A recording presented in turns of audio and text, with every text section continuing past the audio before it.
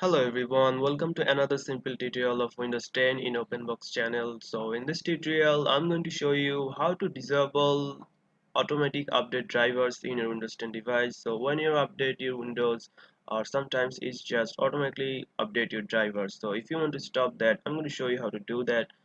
So you just have to go to your this PC option, right click on it, then go to properties here, click on properties. After opening the properties, you have to choose the advanced system settings here. Then you have to click here in the hardware tab here.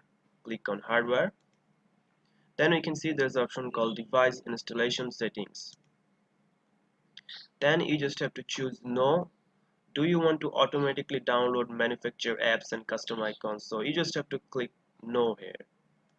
And if you click no and you get some option here, so there will be an option called no, don't install or update drivers when you're updating Windows 10. So you just have to choose that option if you get that, or in your case, in my case, I'm just clicking no here because there is no option here. So if you have that, just click no and click on save changes, and that's it. Just click OK, and that will disable your automatic update drivers in your Windows 10. So this is a very easy and simple tutorial. So hope you found this video helpful. Please subscribe to my channel and thank you for watching.